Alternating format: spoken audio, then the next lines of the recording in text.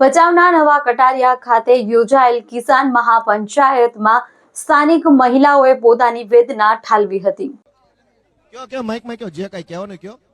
હા હું છું કયો કયો. અમારા આધુમાં દારૂ બહુ છે. દારૂ છે આધુમાં બહુ.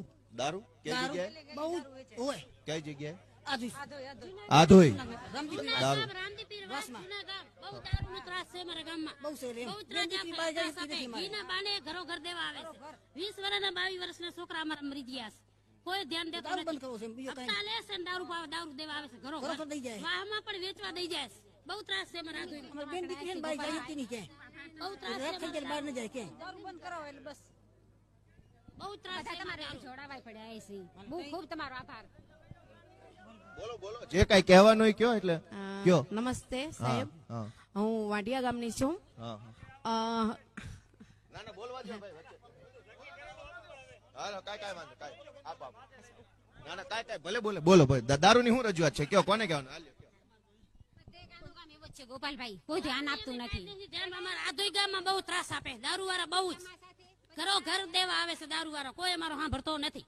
નાના નાના છોકરા દારૂ પાય છે. છોકરાને ભેગા કરી અને વાહમાં આવીને વેચે છે અને ઘરો ઘર બાઇકમાં લઈને ફરે છે વાહમાં.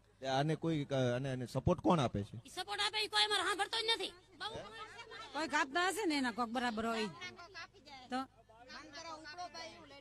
હા કોઈ સાંભળતો નથી. આધોઈમાં બહુ ત્રાસ છે. જૂનાગઢ વાસ રામજી સમા અને પછી આ સંજયભાઈ બાપતી અને મને ખૂબ સાથ સાથે એને આપ્યો હતો અને ખૂબ એનું આભારી છું. મારા ભાઈબંધીને મારા સાથે ઉભા રહ્યા હતા અને હજી તમને વિનંતી કરું છું કે મહેરબાની કરીને હવે સાથે ઉપર આવું છું. ઉપર જઈને કેવું હાલો ઉપર જઈને કહેજો. હાલો આવી જાવ ઉપર આવી જાવ. હાલો ઉપર જી વાંઢિયામાં આજ 3.5 મહિના થયા. અમારા ઉપર ખૂબ અત્યાચાર કરે છે પોલીસ ભાઈઓ. જે અણદાણીના ગુલામ કહી તો ગુલામ અને અહીંયાના માણસો કહી તો માણસો અમારા ઉપર ખૂબ અત્યાચાર કરે છે. ઈ તો ઠીક કે ખેતરમાં તો ડહેડી જાય અને પોલીસ બસમાં નાખે છે, પણ થોડા દિવસો પહેલા અમારા ઘરમાંથી પણ અમારા ભાઈઓને ઘસાડીને ઘરમાંથી પણ લઈ ગયા.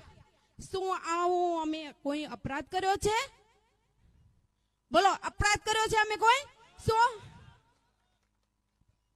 અમે કોઈ આદિવાસી નથી, આતંકવાદી નથી તે કોઈ અમને ઉપાડી જાય.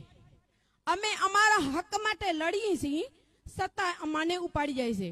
અને ધારાસભ્યના શ્રી પુત્ર મંચ ઉપરથી બોલ્યા કે ખેડૂત ભાઈ અહીંયાની બેન દીકરીઓને 5-25 લાખ માટે આગળ કરે છે. શું એને બોલવાનો અધિકાર હતો? કેમ બોલ્યા? હવે અવાજ તો અમે ઉઠાવશું કે તમે શું અમાને બોલો છો. આવો અમે આવા જવાબ અમે દેશું.